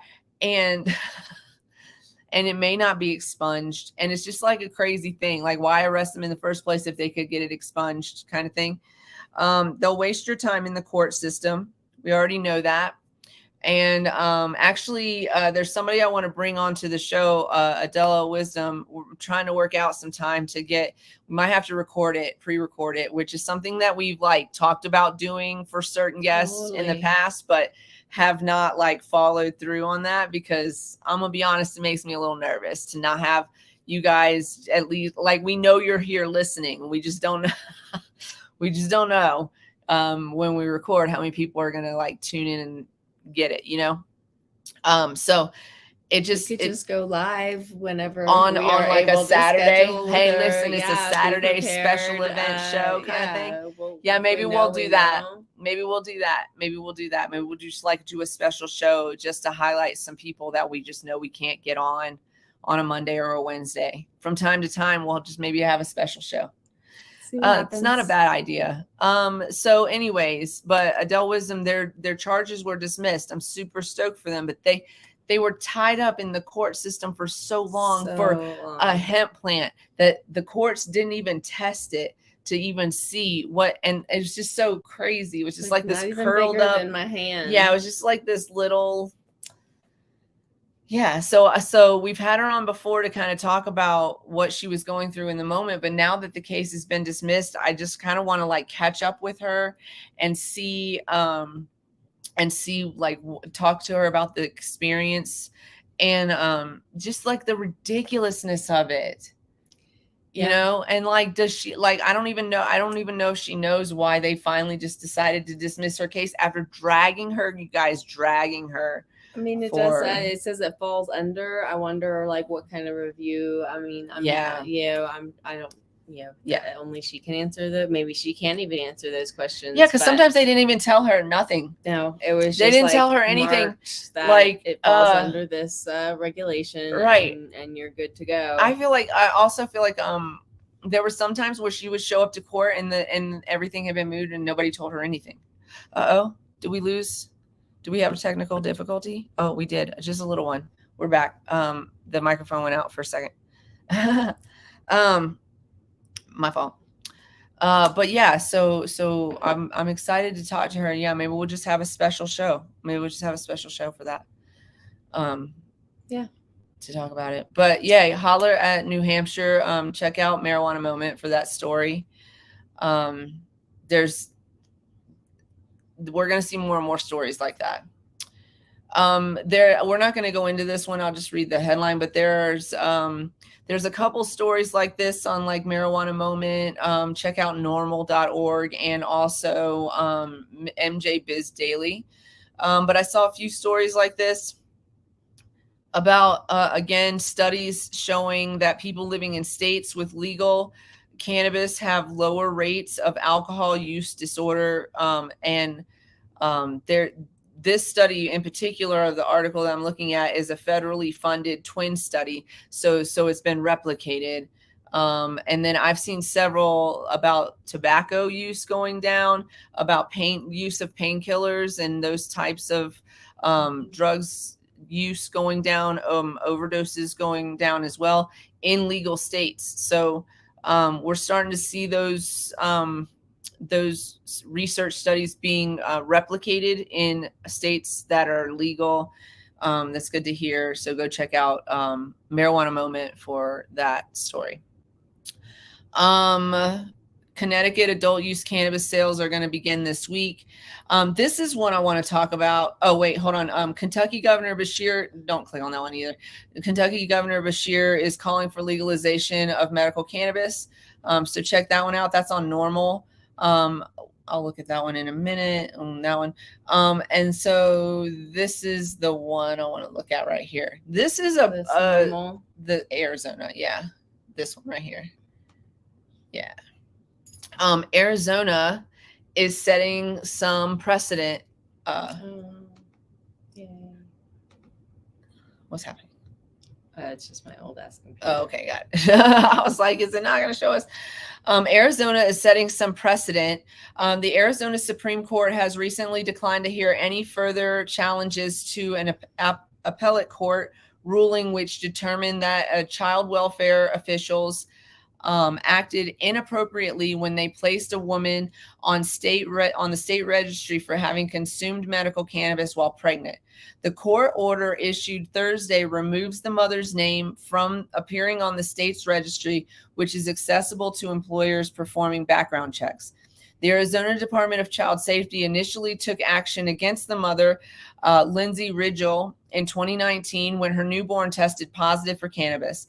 Last April, justices on the Arizona Court of Appeals unanimously ruled that the prenatal exposure in this case did not constitute neglect because the mother was medically authorized under the law to consume cannabis products to treat symptoms of morning sickness. The appellate court determined that the evidence shows that the plaintiff was certified under the Arizona Medical Marijuana Act to use marijuana medicinally to treat chronic nausea. The doctor who certified the plaintiff's eligibility for use of medical marijuana knew that she was pregnant, and because of the use of the marijuana under the law, must be considered the equivalent of use of any other medication under direction of a physician. The exposure of the plaintiff's infant to marijuana resulted from medical treatment and did not constitute neglect under the law. The Department of Child Safety had requested that the Supreme Court reverse that opinion, but they sent it back down. They said, no, we're gonna stay with it.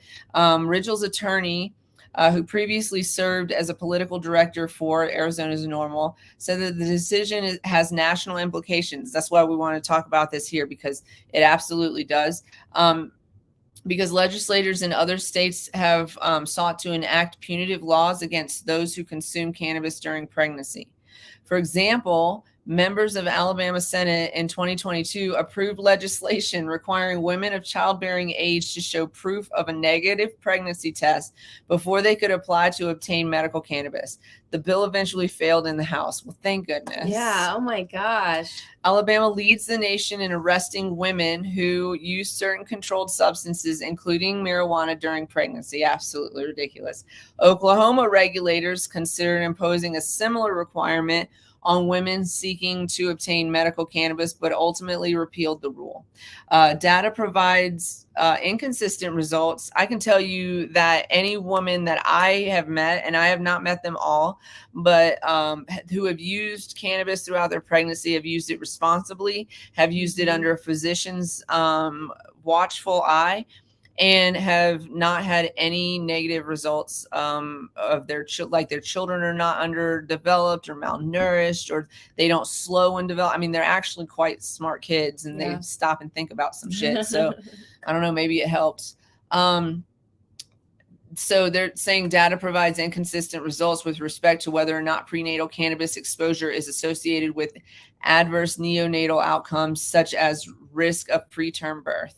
The survey data published last year by researchers affiliated with the University of California, Los Angeles, reported that a majority of respondents who had consumed cannabis to treat symptom of hyperemesis gravidarum, HG, which is part of the the morning sickness, perceived it to be more effective than prescription anti-emetic meds, which are anti-nausea meds. Mm-hmm. So also, which can also affect a child's health, by the way. Yes.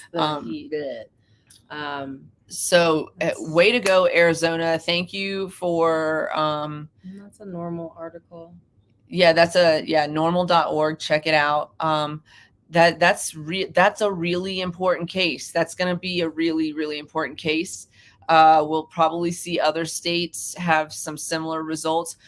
We see this a lot in work cases, like state work cases, where somebody might get fired for using cannabis, but then they end up winning their case, and because you can't be fired because they're using it like state by state regulation and rules. And you can go to work after not having had a drink for 8 hours to do like most of these jobs that do testing and stuff like that. You can go to work after not having had a drink for at least 8 hours, and you can be a whole alcoholic and be at work. And unless something happens while you're at work, nobody has anything to say about it. But then they will absolutely test you before even trying to hire you. And if you have even a little drop of cannabis in your system, they won't even hire you.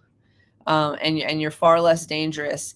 And it's hard. And then how my whole biggest issue about that is you guys remember the story I told you where the police officer was like, it's illegal to drive under the influence of marijuana. And I said, I'm not driving under the influence of marijuana, because I absolutely was not. I was very clear-minded. Yeah.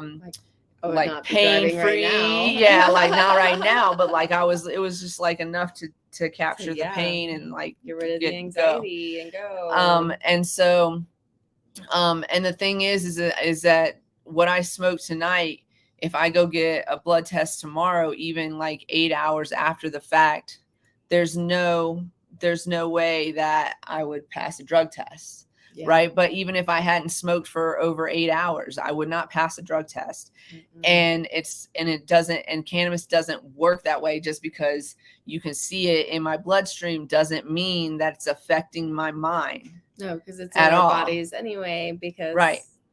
And our bodies have receptors for this. Mm-hmm. Our bodies are made for this plant. We work very synergistically together. Somebody said the other day that they didn't have enough THC or they didn't produce enough THC in their system or something like that, so they had to use a supplement. And it's a funny joke, but it's actually quite true. it's actually quite true. Some people have an endocannabinoid deficiency, and generally speaking, a lot of us do. And also, you know, we know cannabis helps with different illnesses and ailments and things like that. But then some people don't intake it enough or don't produce enough. And so they need to, like, you know, ingest more. And so, and then also some people, their system kind of lies dormant because they weren't producing enough, and then they weren't like supplementing it. So it takes a minute to build it back up, but it's a whole thing. I would love to talk more about that, but I'm not scientific like that. I just break it down to you and how we understand it. But we're working on a show that maybe we can have a scientist on to talk to you guys about endocannabinoid deficiency and how that works, and how to overcome it, and how to use the plant properly. We know that the cannabinoids exist, the other ones do, and how they work together. And so it's like, it would be really great to say, okay, yeah, we really truly understand that. Yeah, why we want to use, or when we should use CBG, and why, and when we should use CBN and why. And, exactly. When THCA is, you know, more beneficial than, and right. Exactly. So we had a couple more articles. There are, I do want to click on that one. Four states have a shot at legalizing recreational cannabis this year. So we're just going to kind of talk about those a little bit. So 4 states have a shot at legalizing this year. Those 4 states are Ohio, Oklahoma, Pennsylvania, and Minnesota. Looking at this article, I kind of just like skimmed through it a little bit, but it looks like Pennsylvania and Minnesota might be looking for legislative legalization. So it will be a legislative situation where they just have votes in the House and the Senate and decide what they're going to do about cannabis. But the other 2 states have some special elections coming up. So Oklahoma has a special election on 3/7. So if you are listening to my voice and you live in Oklahoma, there is a special election coming up on March the 7th. So make sure that you go vote for, we haven't even looked at the initiative yet, but go vote. Make sure you go vote nonetheless. But maybe we will put that on the list for our next show, is to just kind of like touch on what's going on in Oklahoma. Marnay would maybe be a good person to speak with. So I'll talk to her and see if she has time to come on and talk to us about what's going on out there. And then Ohio has, I think, a special election on May the 3rd. Is what I was looking at here. Yeah. So again, not sure what that bill says. Got to be real careful in Ohio, because they already, when they try to pass your medical laws, they try to pass a whole monopoly. And so you got to be real cognizant of what those laws say. So we'll talk about that. We'll put it on the list to talk about. We're not going to do a whole show about it, but we'll talk about it a little bit before we get into other things on Monday. So we'll talk about what those say, and whether or not they're good bills to vote for. But be prepared to go out and vote. That is Oklahoma March 7th and Ohio May 3rd. Put it on your calendar. Make sure you write it down, set an alert. Do not forget to vote. So definitely check that out on mjbizdaily.com is where you can find that. And we'll put that also on our page for you guys to check out. And then can we just like go back to the list real quick? The Safe Banking Act has failed again. Of course it has. So check that out on MJ Biz Daily as well. There are continued layoffs in the industry. We're not going to get into that story too much today, but we might cover it on another show. But definitely check it out. Again, that's on mjbizdaily.com. They're likely to continue through 2023. So there are huge layoffs happening throughout larger companies. So we want to keep an eye on that a little bit. Then again, we'll cover these on maybe another show, but the FDA's facing questions about CBD rules and from key congressional committees. So again, this is what we've been talking about. They're going to start implementing some regulation on hemp and hemp products. Yep. And it's been a long time coming. So it's not like we shouldn't have been prepared for this at all. Mm-mm. And hopefully they're going to ask for our input, and maybe we get some common sense rules that we can all agree on in place. The problem is that it was left in the hands of the FDA. I was reading something about this today. It was left in the hands of the FDA, and the FDA is just like not touching it. And so now somebody has to make some moves on this. Right. So yeah, we will cover those stories maybe later. But if you want to take a look at them, you can find them on MJ Biz Daily, which is a great place to find all kinds of interesting things and news stories. So we have a Would You Rather. We're going to end the show with a Would You Rather. I don't know which one we should use. I've got 4 to choose from. So I feel like this one's the most annoying. This one's the funniest, maybe. This one is the most uncomfortable for me. And this one's just a little weird. So which one? Let's start with a little weird. Okay, we'll start with a little weird, and we'll go from there. I don't know which one the main one's going to be, but we'll do maybe a couple of these. So, would you rather be the head of a company or the head of a cult? I mean, first of all, I don't mind being the head of a company, although it's very stressful sometimes. But I imagine keeping all the stories straight being the head of a cult. Because there's a little bit of manipulation in there. Right. I don't think I could handle being a head of a cult. Like, yeah, that's a whole nother game of... I mean, I want people to follow me and obsess over me and like worship me. Absolutely. But would you lead people to kill themselves if they, I don't know, in a group mass setting? Not likely in a mass setting. There's a short list of people that I would walk to, I would invite into the consideration, but no, I'm just kidding. I wouldn't do that. I wouldn't have the heart to do it. Honestly, I wouldn't. But no, I don't think I could be a head of a cult. Mm-hmm. I can be a head of company. I prefer the team. Yeah. I want to be a part of a team. I want to take everybody up with me. I don't want to be, but also I want to be worshipped. So feel free to worship me. I'm okay with it. This one's uncomfortable for me.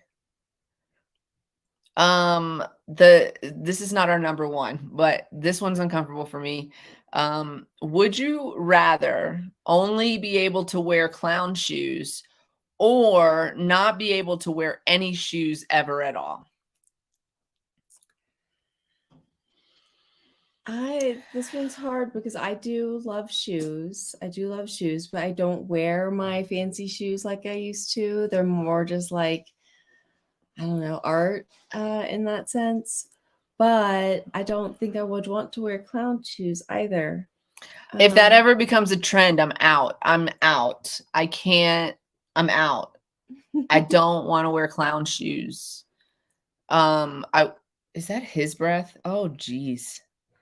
Somebody's breath he's the only one. Okay, it's Nugget. It smells like he ate a whole can of sardines. So yeah, the reason this makes me uncomfortable is because it's a choice between fashion and feet, and and I am there's certain places. First of all, there's certain places where I just don't want to be without my shoes. And second of all, also, what about when it's cold? Like, what about when it's cold? Stop. Or when it's like, when they're like rough terrain. I guess you would build up calluses for the rough terrain, but like, what about when it's cold? I don't know. Do your feet adapt? Do you just, yeah.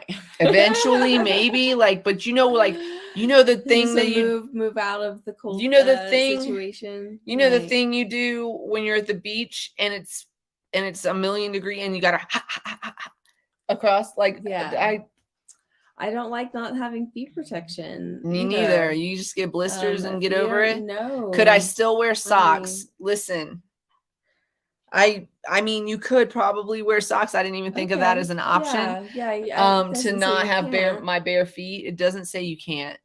But also like, because now I'm wearing socks and then it's wet. No wet socks. I'm out. No wet socks. I'm out, and I'm out on the clown shoes too, because I know I can't do it in a fashion sense. So this question made me uncomfortable because I was like, I don't even know how to answer this. Yeah, I don't like it. I don't like it either. Okay. Top 2. Would you rather have a penny farthing, but hey, sir, hey, stop it. Don't do that. Sorry, excuse me. Would you rather have a penny farthing bike as your transportation, as your sole transportation, or a unicycle? Now, of course, you could walk, but there are going to be places where you're going to need to get there much faster. So you will have to use one of these modes of transportation. You can't just always opt out and walk. So do you want to have so a penny farthing bike is one of those old bikes with the big ass wheel and then the wheel in the front. and then the little tiny wheel on the back, like that. And then your seat is way up, and then the pedals are just where your feet. So like to mount it, I think you had to have like a ladder or something. How you get off of it? And then you just got to show up somewhere that has a ladder and hope they have stations. It's like the. Do you have a penny farthing bike station, good man? What? No. You have to wear a top hat. No, I don't have one. Unicycle. Either way, you have a weird bicycle seat in your butt all the time. Any bicycling, you have a seat in your butt. Yeah, but like all the time. This is your only means of wheeled transportation. They have bike pants for that. Thank God it's 2023 when we're asking this question. Still though, those are cyclists, bless you, because I just couldn't be in that position all the time. Do you form butt calluses? I did hear too that men should be extremely careful if they're cyclists, because you're squishing your little dudes. You're squishing your little squashing them. Squashing. Okay, here's the main would you rather. This is the one. This is the one. Because you're going to be like, no, on the first one. But then I'm going to give you the second one. And you're going to be like, maybe on the first one. Would you rather would you rather listen to music and podcasts without like everyone? Would you rather everyone listen to music and podcasts without headphones? Everyone, which is my personal nightmare. Or everyone be unreasonably proud of their flatulence and body odor. So they stink and they're like, smell it. Can you everyone like, obnoxious, like, ooh, smell me. All the time. Me. Everyone wants you to smell their obnoxious odors. Like, do I want to smell everybody or do I want to hear everybody? It is very upsetting to both of those senses. Yeah. I don't want my nostrils to burn out. I know. Have you ever been in a place where like the smell is, even if it's not a stinky smell, even if it's just like a strong pungent smell? Yeah. Like even that it burns. It burns the nose hairs. It burns. Noise over funk. Because you smell like, because everybody would do it, because everybody would like fart, just like nobody would hold back on that. Which, by the way, I mean, if we're real friends, you've heard me fart. Yeah, I mean, shit, the farts happen. We're not saying that, but like, I'm not over here like, smell that. and yes, right, and not unreasonably proud. Right. Like, I'm like, maybe I should take a shower because, you want to smell better. No, I don't think I can handle the funk either. I feel like that would be nauseating. And also, I remember, I didn't see this, but I remember reading about it. I've been in customers' houses, and same. I've been in people's houses that are just like the worst smell. So I was reading an article about, this is long time ago, about how Oprah Winfrey had done an experiment in her office, and it was like a 2-week long experiment. And so like the first week, what they did, and nobody really knew what was going on except for the people like putting it together. But for the first week, and one other thing, even the people putting it together followed suit on the reaction.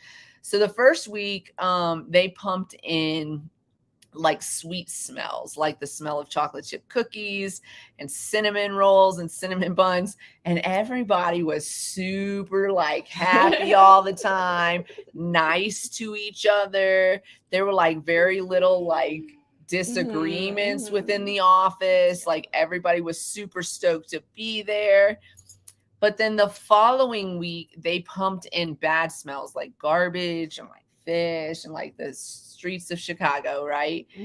There were so many they like fought with each other. They were super irritable all the time. Oh my gosh. Could you imagine having to go to work and smell trash all day? Even when your nose gets used to it, it's just like the worst in the world. At our age, we can't trust farts. Don't on yourself. True. Talk on yourself. Don't talk on me like that. My asshole still clenches perfectly fine. We're fine over here. But yeah, but also like that noise pollution. I think there would be more murders. I feel on either one of those, there would be more homicidal or right. People would have to, I mean, I am good at tuning some shit out. So I don't know. I might be able to, hey there. Yo. Hi. Hey, yo. Hi. Oh, hi. I don't know. I think that but definitely I would go with that, without headphones. Like me too. Do I have to also listen to music without headphones? Because if I could put headphones in, then, but it says everyone. I don't know. Yeah, it doesn't. That's the part that would bother. I mean, no. So am I listening to my music and everyone else's right. music? That would fuck me up so bad. I would be so fucked up so bad. I would not. That's the part that would really fuck me up. But then I think about how like there's some people's noise pollution that I just can't handle. No. And I would go off the deep end. I think there would be more homicide. Even with the flash, you would take body odor over that? I would not take body odor over that. No, I would like, no, I will cut your butt off. We'll cut you. Violence. We'll cut you. Yeah. It leads to violence. Wash your butt. Okay, so listen. Why, somebody answered, riddle me this. Why are there so many young men, pause, rewind. Why are there so many young women putting up with this behavior, first of all?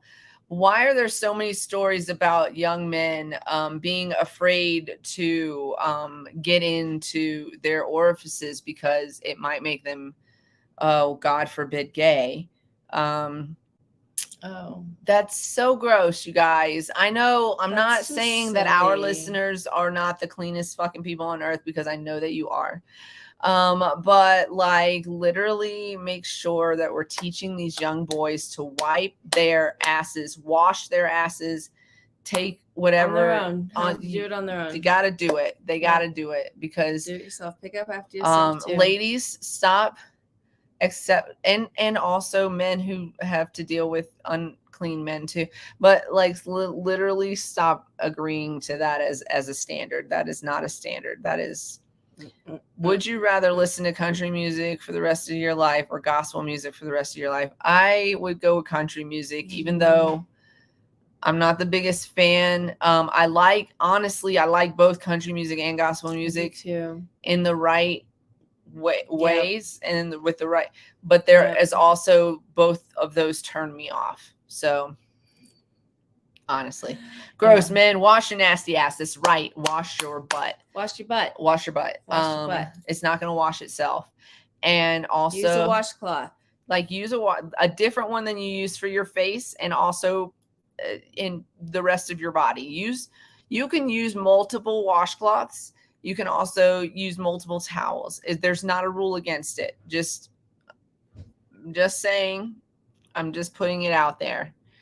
Ladies, especially because in general, I feel like, and I'm stereotyping, gay men don't generally have this problem. Because cleanliness is key. But ladies, this is not a standard that you have to deal with. And also, nor do you have to deal with intentional, what do they call it? Intentional ignorance. So like they know how to wash the fucking dishes. Okay. Yeah. They do. There's proof right here in this house. They know how to do the things. And they can do the things. And they can do the things, and they can do the things correctly. They are just half-assing it because they still want their mom to take care of them. And if that's the case, you should send them back to her because you are not their mother. Okay. So anyways, that was a little ramble. I don't know why I got on it. Oh, because of the butt stuff that we were talking about. Learn how to wash your butt. There are probably videos on it if you don't know how. In the Navy, I think I might have told this story before. Last one before we roll out.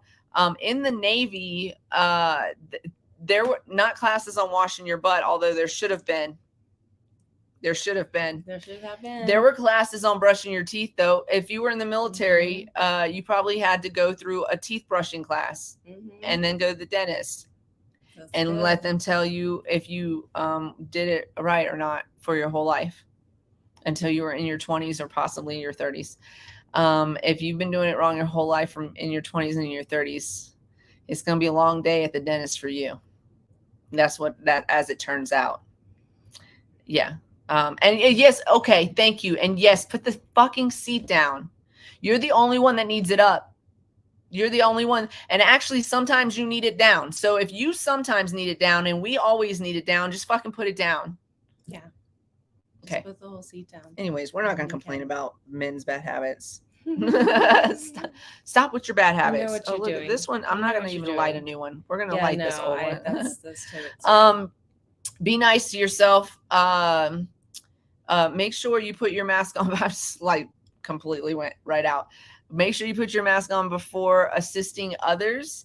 Also, community love is important. I was reading that today. So sometimes we should encourage people to also remember community love. So yeah, but love yourself. And also we know community love. And we are part of your community. So join us on our Discord. Shameless plug. That's the cultivate love part, y'all. That's that part. Bring it to you. We're here for you. We're trying to build a community. We're out there. There's a community out there and we know it. So share it with your friends. People that are looking for cool chicks to chat with. Like we don't have any, we ask for respect and kindness. And, yes.